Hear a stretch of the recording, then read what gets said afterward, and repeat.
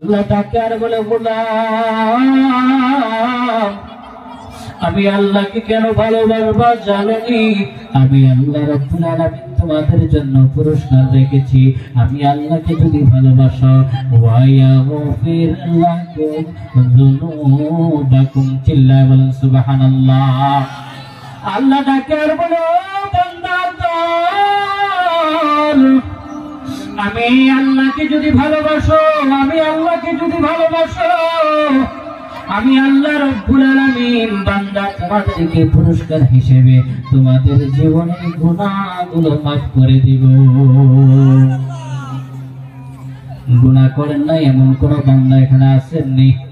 একটু হাত দেখান তো, গুনাহ করেন নাই আপনি? এ আল্লাহর বান্দা, গুনাহ ছাড়া কোনো মানুষ নাই, সবাই গুনাহ করেছেন। নামাজ না পড়িয়া কত আল্লাহর বান্দা আছেন গুনাহ করেছেন। রোজা না রাখিয়া কত বান্দা আমরা গুনাহ করেছি। এই পর্দা না করিয়া কত বান্দা আছে গুনাহ করেছি। দেখা যায় যাকাত না দিয়ে আমরা কত বান্দা গুনাহ করেছি।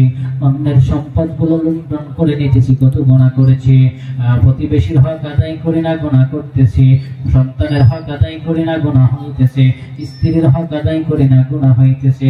মা বাবার হক আদায় করি না, সন্তান হিসেবে আমরা লা শারীকা লাহু ونشهد أن سيدنا وسندنا ومولانا محمدا عبد الله ورسوله أرسله بالحق بشيرا ونذيرا وداعيا إلى الله بإذنه وسراجا وقمرا منيرا. أما بعد فأعوذ بالله من الشيطان الرجيم. بسم الله الرحمن الرحيم. ومن الناس من يتخذ من دون الله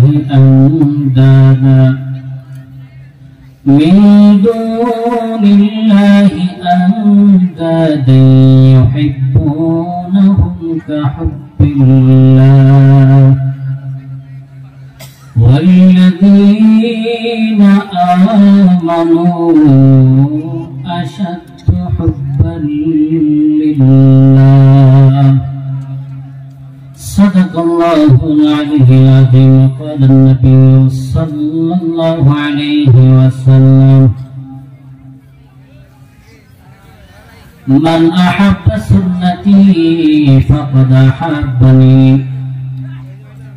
ومن أحبني كان معي في الجنة، أو كما قال عليه الصلاة والسلام. إن الله وملائكته يصلون على النبي يا أيها الذين آمنوا صلوا عليه وسلموا تسليما. সকলে মহব্বতের সাথে ঘুরে দিতে اللهم صل على محمد وعلى آل محمد كما صليت على إبراهيم وعلى آل إبراهيم إنك حميد مجيد.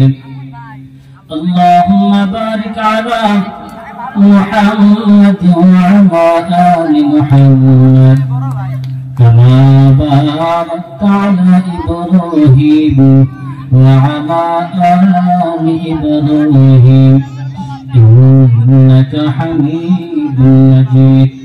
সকলে মহব্বতের সাথে একটু আল্লাহ পাকের জিকির করি। আর মাঝখানে যে ফাঁকাগুলো জায়গা আছে এই জায়গাগুলো আমরা পূরণ করে নিই, একটু মহব্বতে জিকির করি। লা ইলাহা ইল্লাল্লাহ লা ইলাহা ইল্লাল্লাহ। সবাই একটু আওয়াজ করে বলি লা ইলাহা ইল্লাল্লাহ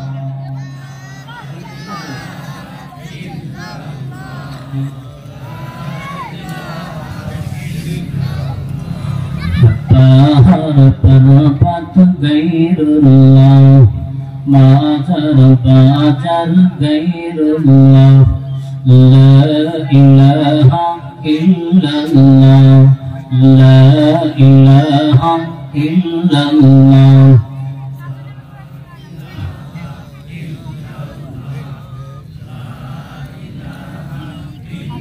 ला इलाहा इल्लल्लाह मुहम्मदुर रसूलुल्लाह सल्लल्लाहु अलैहि वसल्लम।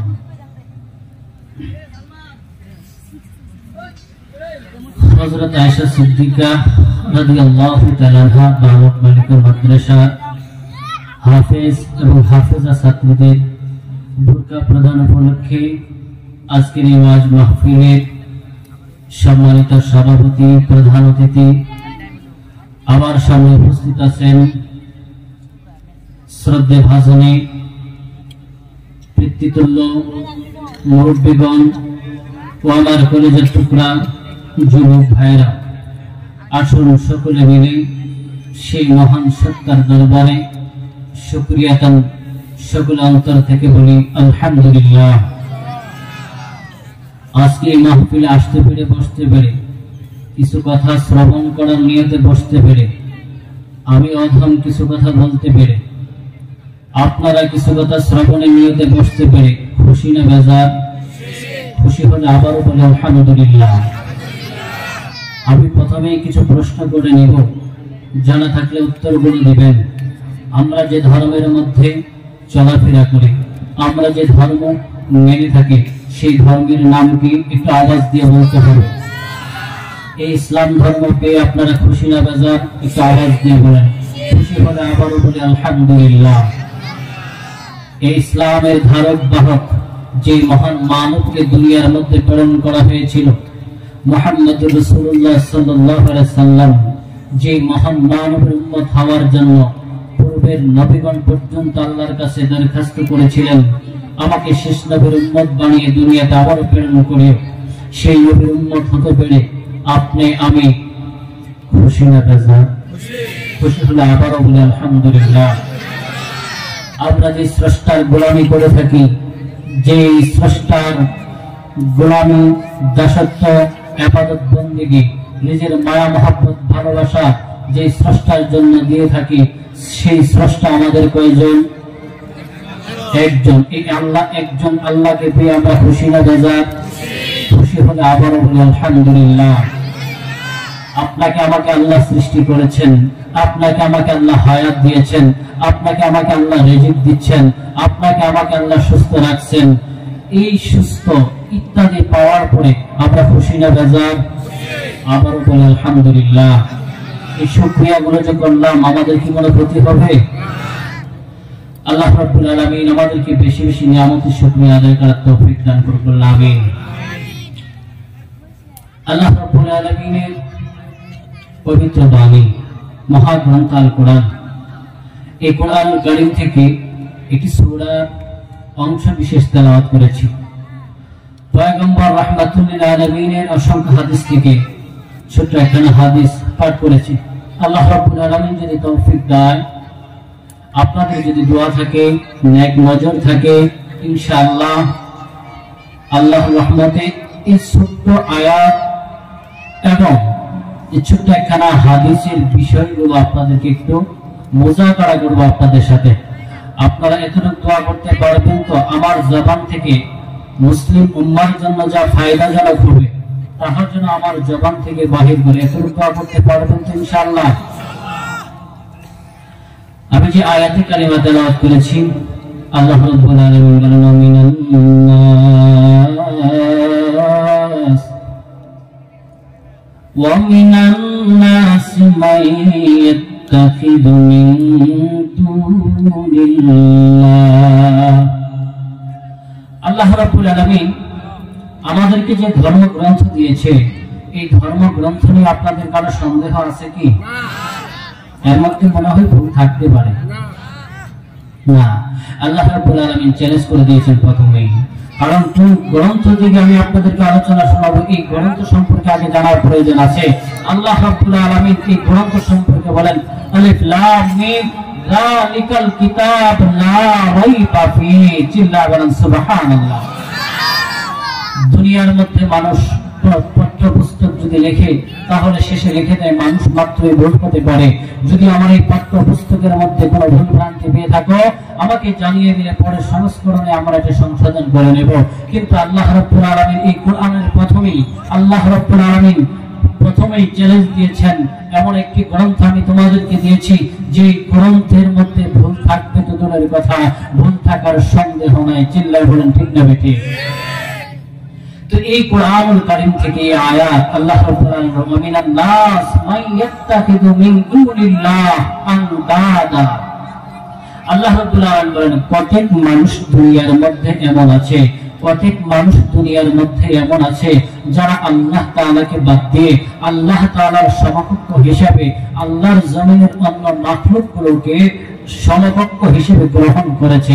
আবারও বলতেছি, দুনিয়ার মধ্যে এমন কতক মানুষ আছে যারা আল্লাহ তাআলাকে বাদ দিয়ে আল্লাহর সমকক্ষ হিসেবে অন্য মাখলুকগুলোকে গ্রহণ করেছে। এরকম আপনাদের নজরে আছে না নাই? যারা আল্লাহকে বাদ দিয়ে রিজিকের মালিক বানিয়ে নিয়েছে একটা চাকরিকে, একটি কর্মসংস্থাকে, যারা আল্লাহকে বাদ দিয়ে ক্ষমতা দেওয়ার মালিক বানিয়ে নিয়েছে স্বাভাবিকভাবে জনগণের উপরে, জনগণকে। আচ্ছা বলেন তো, ক্ষমতা দেওয়ার মালিক কে? রিজিক দেওয়ার মালিক কে? কিন্তু আমরা বলি কিনা, হায়রে যদি আমার এই সন্তানটা চাকরি না হতো না খেয়ে মারা যেতাম, বা আমরা এভাবে চলতে পারতাম না।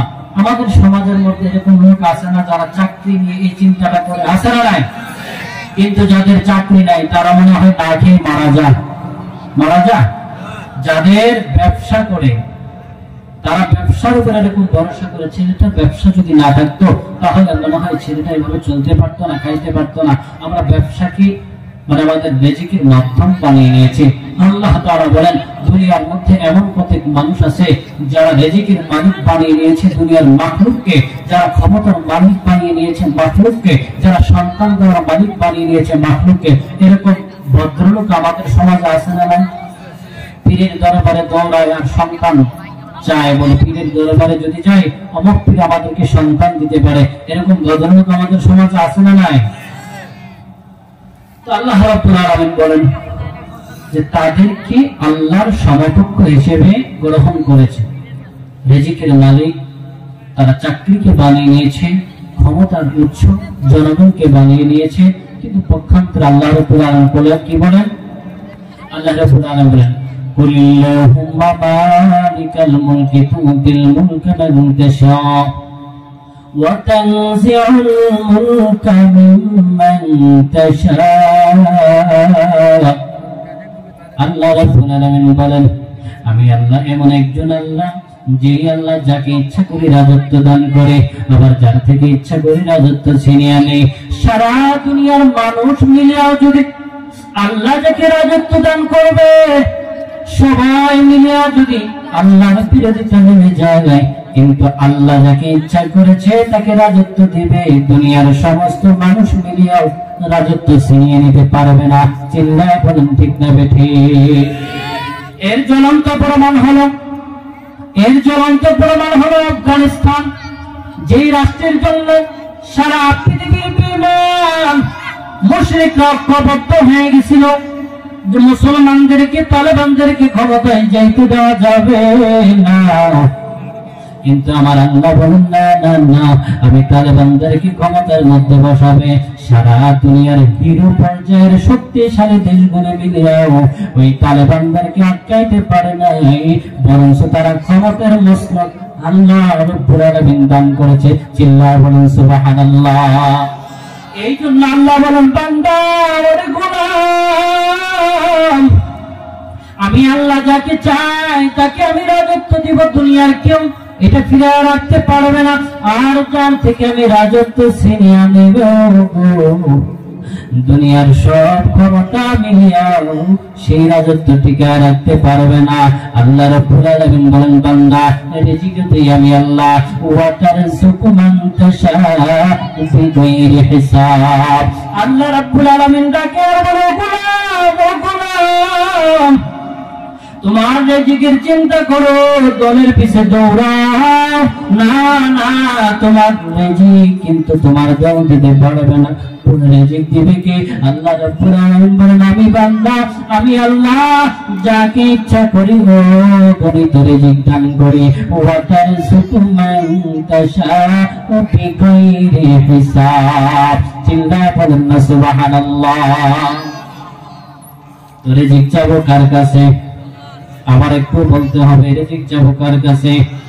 এই ক্ষমতা যদি পাইতে হয়, ক্ষমতার যদি দরকার হয়, ক্ষমতা চাবো কার কাছে? না জনগণের পিছে পিছে দৌড়াইয়া, আল্লাহকে বাদ দিয়া, আল্লাহর দিন ধর্ম বাদ দিয়া শুধু জনগণের পিছে আর ক্ষমতার পিছে যদি দৌড়াও, দুনিয়াও পাবা না, আখিরাতও পাবা না। আর যদি দুনিয়া আখিরাত দুইটি পাইতে চাও, আমার আল্লাহকে তোমার নিজের বানাও। আল্লাহকে যদি নিজের বানাইতে পারো গোলাম, এই দুনিয়ার মান ইজ্জত ক্ষমতা তোমার কদম নসি করবে। চিল্লায় বলেন ঠিক না বেঠিক? এই জন্য আল্লাহ রাব্বুল আলামিন বলেন, দুনিয়ার মধ্যে এমন কতক মানুষ আছে যারা আল্লাহ ব্যতীত অন্য মাখলুকগুলোকে আল্লাহ তাআলার সমকক্ষ হিসেবে গ্রহণ করেছে।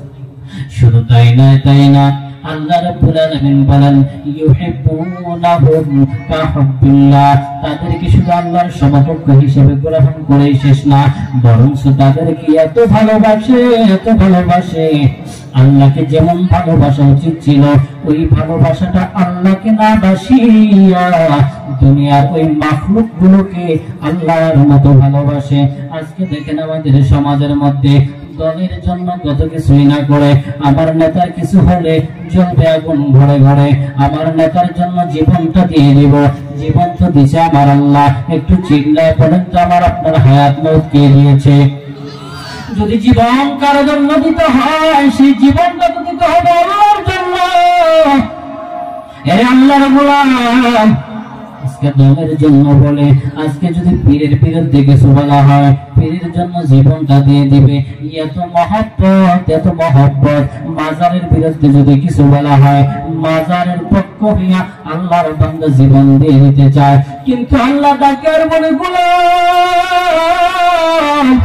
এই তোর জীবন কিন্তু দুনিয়ার কেউ দেয় নাই, আমি আল্লাহ রাব্বুল আলামিন তোমাকে হায়াত দিলাম।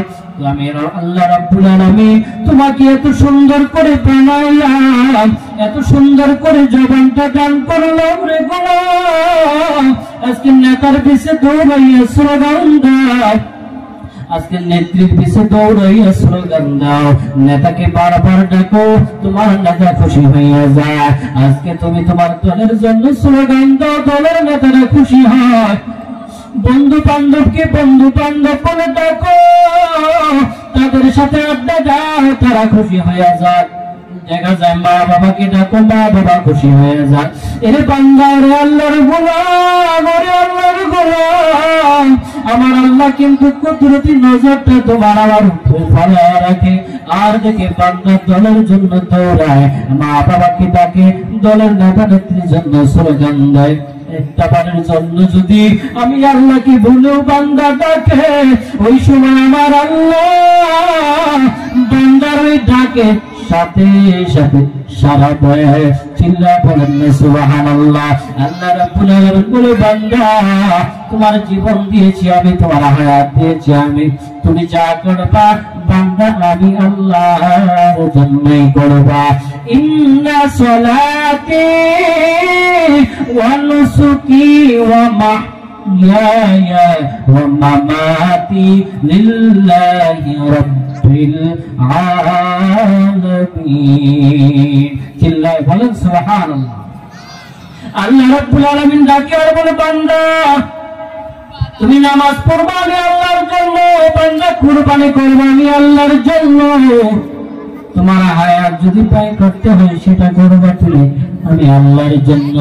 বান্দা তোমার যদি মৃত্যুর স্বাদ গ্রহণ করতে হয় সেটাও তুমি করবা আমি আল্লাহর জন্য। এরে বান্দা একটু আওয়াজ দিয়ে বলে, কোথাও যদি মৃত্যুর জন্য প্রস্তুতি নিতে হয়, মৃত্যুর স্বাদটা যদি গ্রহণ করতে হয়, এই মৃত্যুর স্বাদ সব আল্লাহর জন্য গ্রহণ করতে হবে, ঠিক কিনা? কোন দলের জন্য দৌড়াইলে এই দুনিয়াও শেষ, আখিরাতও শেষ। দলের জন্য দৌড়ে দৌড়ে জীবন দিবেন, এই দুনিয়াও শেষ, আখিরাতও শেষ। এই জন্য আল্লাহ রাব্বুল আলামিন ডাকে আর বলে, বান্দা তোমার যা কিছু ব্যয় করবা, যা কিছু করবা আমি আল্লাহ তাআলার জন্য করবা। আল্লাহ রাব্বুল আলামিন ডাকে আর বলে, গোলাম ওরে গোলাম, দুনিয়ার মানুষকে তুমি ভালোবাসো ঠিক আছে, দুনিয়ার মাখলুকগুলোকে ভালোবাসো ঠিক আছে, কিন্তু মাখলুকগুলোকে ভালোবাসার মাপকাঠি আছে। আল্লাহ রাব্বুল আলামিন ডাকে বলে, গোলাম তোমরা বেঈমানরা আল্লাহ তাআলা ব্যতীত অন্য কোন মাখলুককে আল্লাহর সমকক্ষ হিসেবে গ্রহণ করেছে। আবার দেখা যায় আল্লাহর মতো তাদেরকে ভালোবাসে, কিন্তু যারা ঈমানদার, যারা মুমিন মুসলমান, তারা আল্লাহকে কিভাবে ভালোবাসবে, তারা আল্লাহকে কেমন ভালোবাসবে? আল্লাহ তাকে আর বলে, ওরে গোলাম শুনো শুনো, আল্লাহকে কেমন ভালোবাসবা?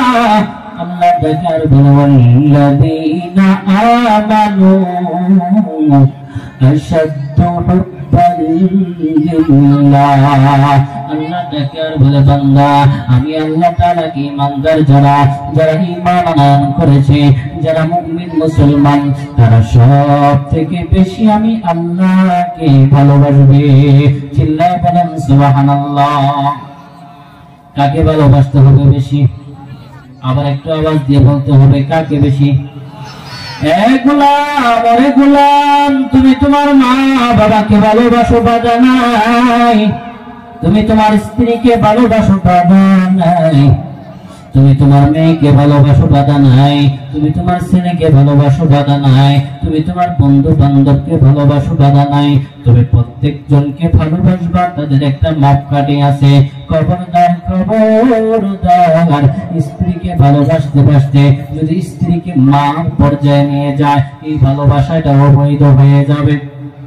আল্লাহ রাব্বুল আলামিন বলেন, বান্দা যাকে তুমি ভালোবাসবা একটা মাপকাঠি আছে, কিন্তু আমি আল্লাহকে তোমার সমস্ত কিছু থেকে বেশি ভালোবাসতে হবে। বলে কেমন ভালোবাসবো, কেমন ভালোবাসবো? আল্লাহকে ভালোবাসতে গিয়ে যদি জীবনটা দিতে হয়, জীবন দিয়ে দিতে হবে। আল্লাহকে ভালোবাসতে গিয়ে যদি সন্তানগুলোকে এতিম করতে হয়, তাতেও দ্বিধাবোধ করা যাবে না। মা বাবাকে যদি সন্তান হারা করতে হয়, তাতেও করতে হবে, একটু পিছপা হওয়া যাবে না। সন্তান, তোমার সন্তান করে এতিম হয়ে যাবে, তোমার আপনজন গুলো তোমার থেকে বিচ্ছিন্ন হয়ে যাবে, কিন্তু বান্দা তারপর আল্লাহর ভালোবাসার মধ্যে কমতি করা যাবে না। বলে ভালোবাসাটা কেমন ভালোবাসবো? পয়গম্বরের সাহাবী খাব্বাব রাদিয়াল্লাহু তাআলা আনহু ইসলামের জন্য কত কষ্টই না করেছেন। পয়গম্বরের সাহাবী খাব্বাব রাদিয়াল্লাহু তাআলা আনহু খলিফাতুল মুসলিমিন উমর রাদিয়াল্লাহু তাআলা আনহুর জামানায়, উমর রাদিয়াল্লাহু তাআলা খলিফাতুল মুসলিমিন খাব্বাব রাদিয়াল্লাহু তাআলা আনহুকে ডাকে বলে, খাব্বাব তুমি ঈমান আনার কারণে, এক আল্লাহকে ভালোবাসার কারণে, ও খাব্বাব একটু বলো দেখি তোমার কেমন কষ্ট করতে হয়েছে। খাব্বাব রাদিয়াল্লাহু তাআলা আনহু এবার উত্তর না দিয়ে একটু পিছনটা ঘুরে পিঠের কাপড়টা উঠায়া খাব্বাব রাদিয়াল্লাহু তাআলা আনহু উমরকে দেখায়া দিলেন। উমর চিৎকার দিয়ে ডাকে দিল, খাব্বাব জীবনে কত মানুষের কোমর দেখলাম, শরীর দেখলাম, কিন্তু তোমার কোমরের মতো কোমর তুমি কখনো দেখি নাই। তোমার পিঠের অবস্থা এমন কেন? তোমার পিঠের মধ্যে গোশত নাই কেন? হাড়গুলো কালো কালো কালো কালো দেখা যায় কেন? খাব্বাব চোখের পানি ফেলার ডাকে আর বলে, আমিরুল মুসলিমিন আপনি যে আমাকে প্রশ্ন করেছিলেন এক আল্লাহকে ভালোবাসতে গিয়ে কেমন কষ্ট করতে হয়েছে, এটা হলো আমার এক আল্লাহর প্রতি ভালোবাসা প্রকাশ করার শাস্তি। আমাকে মক্কার মধ্যে হাত পা দিয়া আমাকে মক্কার অলিতে গলিতে টানা হেঁচড়া করা হয়েছে গ্রামের মুমিনিন। শুধু তাই করে শেষ হয় নাই, আমার বংশের লোকেরা আমার হাত পাও বাঁধিয়া জ্বলন্ত কয়লার মধ্যে বুকে চাপা দিয়া আমাকে শুয়ে রেখেছিল। ওই সময় আমার পিঠের চামড়া গুলো পুড়ে পুড়ে পুড়ে পুড়ে আগুনের মধ্যে একটা ফুসফুস ফুসফুস আওয়াজ হয়েছে। ওই আওয়াজ তো আজও আমার কান পর্যন্ত আসে। এ আল্লাহর গোলাম, আজকে আল্লাহকে যদি ভালোবাসতে চাও, তোমাকে আগুনে পড়তে হবে না, তোমাকে টানা হেঁচড়া কেউ করবে না। এই জন্য তুমি আল্লাহকে কেমন ভালোবাসো বলে নিজের জীবন থেকেও বেশি ভালোবাসবা। এবার প্রশ্ন হয়, মালিক আপনাকে তো আমরা ধরতে পারি না, সইতে পারি না, দেখতেও তো পারি না। দুনিয়ার মধ্যে ভালোবাসার মাপকাঠি হলো যে যাকে ভালোবাসে তার সাথে চলাফেরা করে, তাকে একটা গিফট উপহার দেয়, তাকে ফুলের মালা উপহার দেয়। ও মালিক আপনাকে তো আমরা দেখতে পারি না, আপনাকে তো আমরা ধরতে পারি না, আপনাকে তো আমরা সইতে পারি না। মালিক আমরা আপনাকে কেমনে ভালোবাসবো? এবার আল্লাহ তাআলা তাকে আর বলেন, বান্দা শোনো শোনো, আমি আল্লাহকে কিভাবে ভালোবাসবা, আমি আল্লাহকে ভালোবাসার মাপকাঠি নিয়ে দাও। এই বান্দার আল্লাহর গোলাম আল্লাহকে কিভাবে ভালোবাসবেন একটু মাপকাঠিটা শুনে নেন। আল্লাহ তাআলা পয়গম্বরকে ডাকে আর বলে, পয়গম্বর আপনার উম্মতদেরকে বলিয়া দেন, যদি আপনার উম্মতরা আমি আল্লাহকে ভালোবাসতে চাই, তারা কিভাবে আমি আল্লাহকে ভালোবাসবে? আল্লাহ তাআলা তাকে আর বলে, কুল ইন কুনতুম তুহিব্বুনাল্লাহ ফাত্তাবিউনি ইউহিব্বুকুমুল্লাহ। চিল্লায়ে বলেন সুবহানাল্লাহ। আমরা আল্লাহকে ভালোবাসতে চাই তো, কিন্তু কিভাবে ভালোবাসবো এই মাপকাঠিটা জানার প্রয়োজন আছে না নাই? আল্লাহ তাআলা ডাকে আর বলে, ও নবী আপনার উম্মতদেরকে বলিয়া দেন, আপনার উম্মত যারা আমি আল্লাহকে ভালোবাসতে চাই, তারা আমি আল্লাহকে কিভাবে ভালোবাসবে তাদেরকে বলে দেন, আমি আল্লাহকে যদি ভালোবাসতে চাই তারা যেন আপনার নবীকে অনুসরণ করে। কাকে অনুসরণ? আমার আওয়াজ দিয়ে বলতে হবে, কাকে অনুসরণ করার কথা বলেছে? নবীকে অনুসরণ। নবী ডাকে আর বলে, মানাতানি ফাকাদ আতাল্লাহ ওয়া মান আসানি ফাকাদ আসাল্লাহ। নবী ডাকে আর বলে, উম্মতের দল যারা আমি নবীর অনুসরণ করবে, যারা আমি নবীর ইতাআত করবে, তারা সব আমার আল্লাহ অনুসরণ করলো। আর যারা আমি নবীর নাফরমান হলো গো, তারা আমার আল্লাহর নাফরমান হয়ে গেল। এই জন্য আল্লাহর গোলাম নবীর ভালোবাসা ব্যতীত, নবীর অনুসরণ ব্যতীত, নবীর অনুকরণ ব্যতীত যারা আল্লাহকে পাইতে চায়, তারা আল্লাহকে তো পাবেই না, বরং দুনিয়াতেও লাঞ্ছিত অপমানিত হবে, আখিরাতেও তারা লাঞ্ছিত অপমানিত হবে। চিল্লায়ে বলেন ঠিক না বেঠিক? এবার আল্লাহর পয়গম্বর ডাকে আর বলে, যারা আমি আল্লাহর অনুসরণ, আমি রাসূলের ইতাআত করবে, তারা আমার আল্লাহর ইতাআত করলো, তারা আমার আল্লাহর অনুসরণ করলো। আর যারা আমি রাসূলের অনুসরণ করলো, যারা আমি রাসূলের মহব্বত করলো, তারা সব আমার আল্লাহকে মহব্বত করলো। মান আতানি, আল্লাহর পয়গম্বর ডাকে আর বলে, উম্মতের দল তারা আল্লাহকে ভালোবাসতে পারবে আমি নবীকে যদি অনুসরণ করে। এবার প্রশ্ন, আল্লাহ রাসূল আপনাকে তো আমরা দেখতে পাই নাই, আপনাকে আমরা কিভাবে ভালোবাসবো? আর আল্লাহকে যদি ভালোবাসি আমাদের লাভটাই বা কিভাবে হবে? আমাদের লাভটাই বা কি হবে? আমরা তো লাভ ছাড়া কিছুই করি না, নাকি লাভ ছাড়া কিছু করি? আমরা কিছুই করি না। তো রাসূলকে অনুসরণ করে আমাদের কি লাভ হবে? রাসূলকে অনুসরণ করলে তো আল্লাহকে ভালোবাসা হবে। তা আল্লাহকে আমরা কেন ভালোবাসবো? আমরা আল্লাহকে কেন ভালোবাসবো এটা জানবো পরে। আগে আমরা রাসূলের অনুসরণটা কিভাবে হয় এই বিষয়টা জানবো। পয়গম্বর রাহমাতুল লিল আলামিন ডাকে আর বলেন, মান আতানি ফাকাদ আতাল্লাহ, যারা আমি রাসূলের অনুসরণ করলো তারা আমার আল্লাহর অনুসরণ করলো। এবার প্রশ্ন হয়, ও আল্লাহর পয়গম্বর, আপনাকেও তো আমরা দেখতে পাই নাই, আপনাকে তো আমরা সইতে পাই নাই, আপনাকে তো আমরা দেখি না। দুনিয়ার মধ্যে ভালোবাসা, একজন অপরজনকে খাওয়ায়, ফুলের মালা দেয়, আমরা আপনাকে কিছুই তো দিতে পারি না। ও নবী গো, আপনি যেই জমিনের মধ্যে জন্মগ্রহণ করেছিলেন সেই জমিনেও তো আমরা যাইতে পারলাম না। নবী, আপনাকে আমরা কিভাবে ভালোবাসবো? নবীটাকে আর বলে, উম্মতের দল, আমি নবীকে যদি তোমরা ভালোবাসতে চাও, আমি নবীকে যদি তোমরা ভালোবাসতে চাও, তাহলে মাপকাঠিটা শুনে নাও। পয়গম্বর ডাকে আর বলে, মান আহাব্বা সুন্নতি ফাকাদ আহাব্বানি। চিল্লা বলেন না সুবহানাল্লাহ। পয়গম্বর ডাকে আর বলে, ও উম্মতের দল, আমি নবীকে যদি তোমরা ভালোবাসতে চাও, তাহলে আমি নবীর সুন্নাতকে তোমরা মহব্বত করো। কাকে মহব্বত করতে হবে? আওয়াজ দিয়ে বলতে হবে, কাকে মহব্বত করতে হবে? নবীকে যদি কেউ ভালোবাসতে চায়, তাহলে ভালোবাসাটা কিভাবে হবে? নবীর সুন্নাতকে ভালোবাসার মাধ্যমে। বলে, বান্দা, তোমার প্রত্যেকটি কর্মের মধ্যে নবীর সুন্নাত আছে। তুমি খানা খাইতে যাবা, নবীর সুন্নাত আছে না নাই? আওয়াজ দিয়ে বলেন, নবীর সুন্নাত আছে না নাই? খানা খাওয়া শেষ করবেন, নবীর সুন্নাত আছে না নাই? তুমি বান্দা পানি পান করবা, নবীর সুন্নাত আছে না নাই? আওয়াজ দিয়ে বলেন। বান্দা, তুমি কাজ করবা, নবীর সুন্নাত আছে। বান্দা, তুমি রাস্তা দিয়ে চলাফেরা করবে, নবীর সুন্নাত আছে। বান্দা, তুমি ঘরে ঘরে আসবা, নবীর সুন্নাত আছে। ঘর থেকে বাহির হবা, নবীর সুন্নাত আছে। তুমি বান্দা ইস্তেঞ্জায় যাবা, নবীর সুন্নাত আছে। ইস্তেঞ্জা থেকে বাহির হবা, নবীর সুন্নাত আছে। এই সুন্নাতগুলি যদি তুমি পালন করতে পারো, এই সুন্নাতগুলোকে যদি মহব্বত করতে পারো, বান্দা, তাহলে আমার আল্লাহকে মহব্বত করতে পারবা।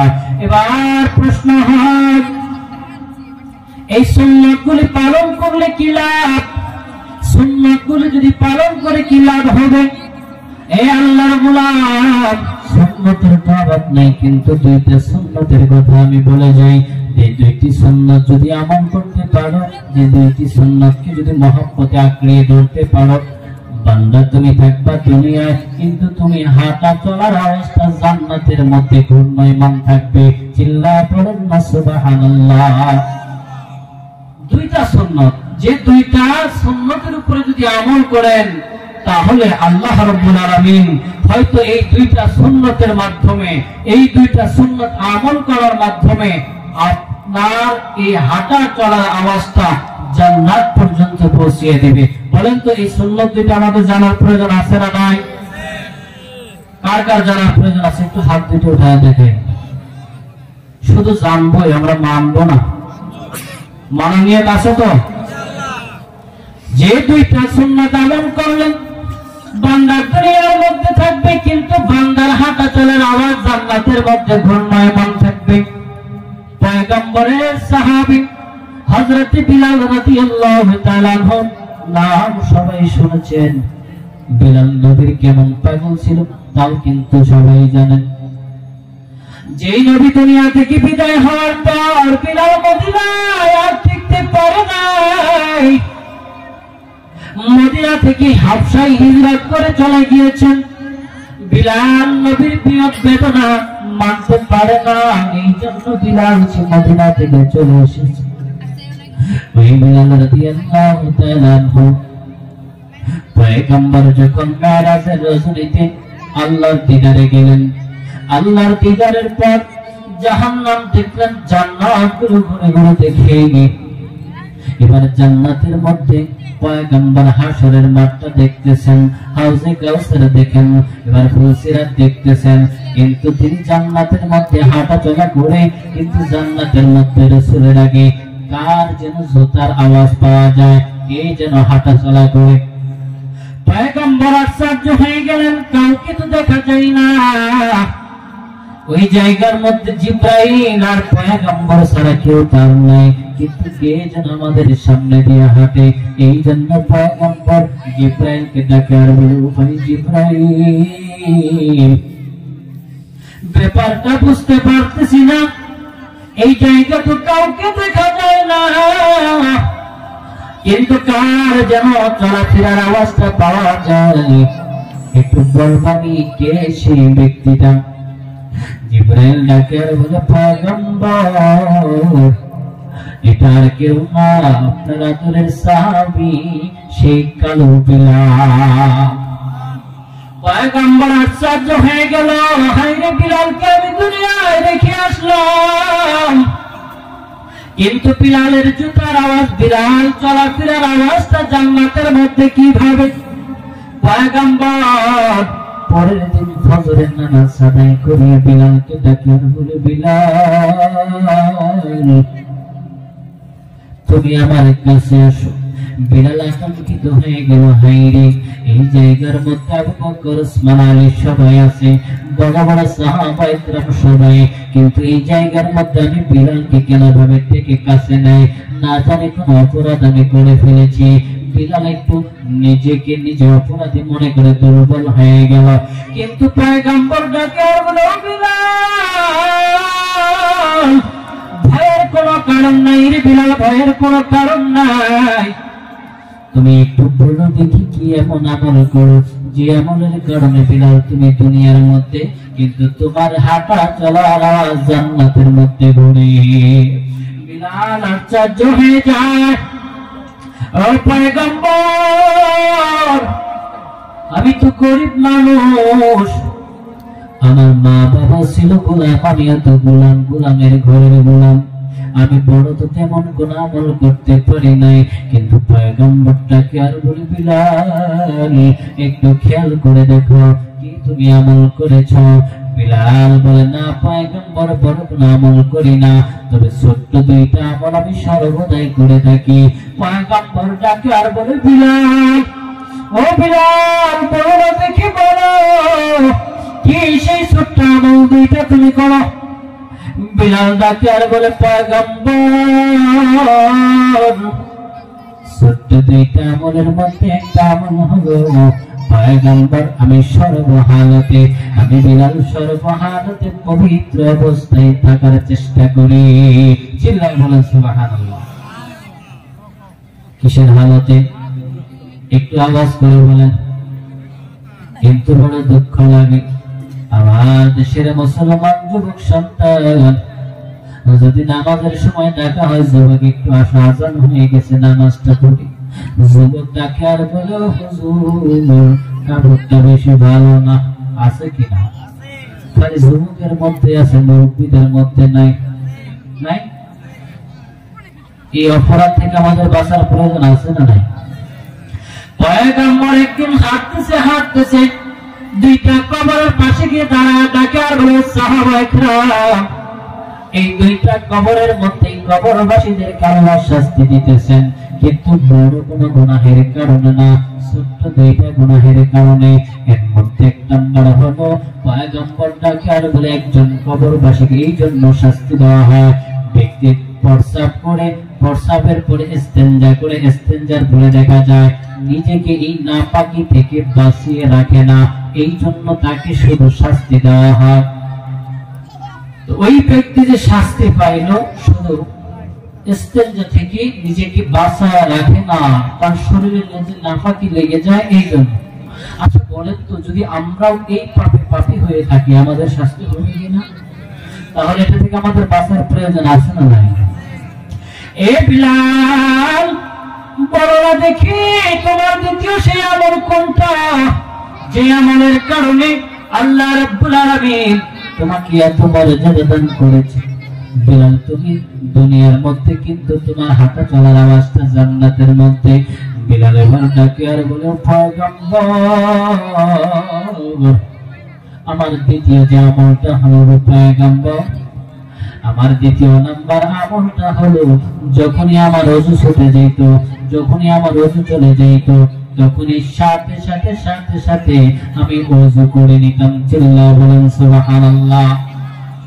এই কৃষক ভাই, কৃষি কাজ করো, ওযুর হালতে করতে পারবে, সমস্যা নাই। ও ব্যবসায়ী ভাই, তুমি ব্যবসা করতেছে হুজুর হালতে করতে পারবো সমস্যা নাই। পয়গম্বরের সাহাবী বিলাল ডাকে আর বলে পয়গম্বর আমি সাথে সাথে ওযু করে 2 রাকাত তাহিয়াতুল ওযু নামাজ আদায় করতাম। চিল্লায় বলেন সুবহানাল্লাহ। এবার পয়গম্বর ডাকে আর বলে বিলাল আল্লাহ রাব্বুল আলামিন তোমার এই 2টা আমল এত পছন্দ করছে গো, এই 2টা আমলের কারণে বিলাল আল্লাহ রাব্বুল আলামিন তোমাকে আজকে দুনিয়ার মধ্যে থাকা অবস্থায় তোমার হাঁটা চলার আওয়াজগুলো জান্নাতের মধ্যে ঘূর্ণায়মান খায়। সুন্নাত 2টা আমল করা যাবে কিনা একটা আওয়াজ দিয়ে বলেন। পারবো তো আমরা? কে কে পারবে তো হাত উঠায় তো। আল্লাহ তাআলা সকলকে তৌফিক দান করুন, আমিন। নাম্বার 1 সর্ব অবস্থায় ওযুর হালতে থাকা। দ্বিতীয় নাম্বার যখনই ওযু করব তখনই 2 রাকাত তাহিয়াতুল ওযু নামাজ পড়ব। পারবো তো ইনশাআল্লাহ? আল্লাহ তৌফিক দান করুন। এবার প্রশ্ন হয় পয়গম্বর আপনার সুন্নাত যদি ভালোবাসি আপনাকে ভালোবাসা হবে, কিন্তু পয়গম্বর আপনাকে আমরা কেন ভালোবাসবো? আমরা লাভ ছাড়া ভালোবাসি না, আমরা বাঙালি বড় চালাক জাতি, আমরা লাভ ছাড়া একবার সামনের থেকে অগ্রসর হই না। কি লাভ হবে? পয়গম্বর ডাকে বলে উম্মতের দল আমি আল্লাহকে আমি রাসূলকে তোমাদের লাভ ছাড়া বেশি ভালোবাসার প্রয়োজন নাই। আমি রাসূলকে যে তোমরা ভালোবাসবা অবশ্যই লাভ আছে। এই রাসূলকে ভালোবাসার লাভ কি একটু শুনবেন নি? শুনবেন? রাসূলকে ভালোবাসলে আমাদের কি লাভ হবে এটা শোনার প্রয়োজন আছে? থাকলে একটু সামনের দিকে আগান, সবাই একটু সামনের দিকে আগান। মুরব্বী বাবাদেরকে একটু কষ্ট দিতেছি পরিবেশটাকে সুন্দর করার জন্য। লোক যদিও কম হয় কিন্তু একটা দিনী মজলিস, এই মজলিস থেকে সমস্ত ফেরেশতারা বেষ্টনী দিয়ে ধরে আছে, এই জন্য একটা পরিবেশ করতে হবে। পয়গম্বর ডাকে আর বলে উম্মতের দল আমাকে লাভ ছাড়া ভালোবাসার প্রয়োজন নাই। বলে কি লাভ পয়গম্বর, কি লাভ? পয়গম্বর ডাকে আর বলে মান আহাব্বা সুন্নাত ফাকাদ আহাব্বানি। যারা আমি রাসূলের সুন্নাতকে ভালোবাসলো তারা আমি নবীকে ভালোবাসলো, আর যারা আমি নবীকে ভালোবাসলো এই লাভটা শুনে নেন, লাভটা শুনে নেন, মনোযোগ দিয়ে শুনেন। মান আহাব্বা সুন্নতি ফাকাদ আহাব্বানি ওয়া মান আহাব্বানি কানা মাই ফিল জান্নাহ। চিল্লায় বলেন সুবহানাল্লাহ। পয়গম্বর ডাকে আর বলে উম্মতের দল আমি নবীকে যারা ভালোবাসবে, আমি নবীকে যারা ভালোবাসবে তাদের জন্য লাভ হলো, পুরস্কার হলো আমি নবীর সাথে তারা জান্নাতে থাকবে। চিল্লায় বলেন সুবহানাল্লাহ। নবীকে আমরা দেখতে পারি নাই, নবীকে আমরা দেখতে পারি নাই, নবীর কথা শুধু দূর থেকে শুনেছি, নবীর কথা শুধু দূর থেকে শুনতেছি। ওই নবীর সাথে জান্নাতের মধ্যে থাকার কার কার ইচ্ছা আছে একটু হাতটা উঠায় দেখা। নারে তাকবীর, নারে তাকবীর।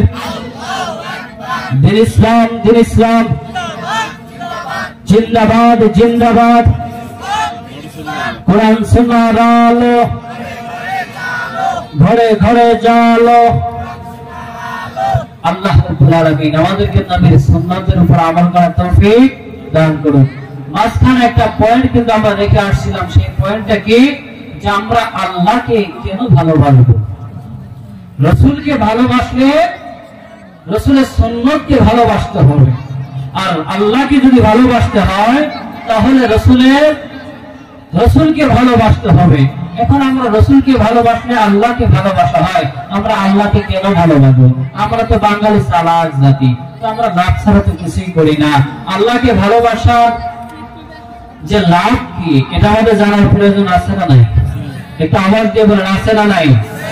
আল্লাহ রাব্বুল আলামিন ডাকে আর বলে বান্দা আমি আল্লাহকে কেন ভালোবাসবো? শোনো, আমি আল্লাহকে যদি ভালোবাসতে চাও, ইন কুনতুম তুহিব্বুনাল্লাহ ফাত্তাবিউনি ইউহিব্বুকুমুল্লাহ। আমি আল্লাহকে যদি ভালোবাসতে চাও, রাসূলকে ভালোবাসো। রাসূলকে যদি ভালোবাসতে চাও, রাসূলের সুন্নাতকে ভালোবাসো। রাসূলের সুন্নাত ভালোবাসলে তুমি জান্নাতে যাবা। রাসূলকে ভালোবাসলে আল্লাহকে ভালোবাসা হয়। এবার প্রশ্ন হয় আল্লাহ আপনাকে আমরা কেন ভালোবাসবো? আল্লাহ এরকম নাফরমান সন্তান কিন্তু আছে দুনিয়ার মধ্যে আল্লাহর গোলাম।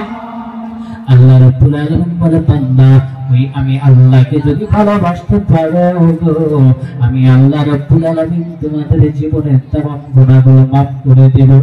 এই আল্লাহর গোলাম এই গুনাহ নিয়ে যদি দুনিয়া থেকে বিদায় হও এই দুনিয়ার মধ্যে তুমি লাঞ্ছিত অপমানিত হবা, আখিরাতের মধ্যে তুমি শান্তির কোনো পথ পাবা না। এই জন্য আল্লাহ তাআলা বলে বান্দা আমি তোমাকে গুনাহগুলো maaf করে দেব। বলে গুনাহ maaf হবে কখন? বান্দা তুমি আল্লাহকে ভালোবাসবা, তোমার সগীরা গুনাহগুলো maaf হয়ে যাবে। কবিরা গুনাহ যদি maaf করতে চাও আল্লাহ রাব্বুল আলামিন বলে বান্দা তাহলে তোমার তওবা করতে হবে। তুবু ইলাল্লাহি তাওবাতান নাসুহা। বান্দা খাঁটি দিলে যদি তওবা করতে পারো বান্দা তোমার জীবনের সমস্ত গুনাহগুলো maaf করে দিবেন কে?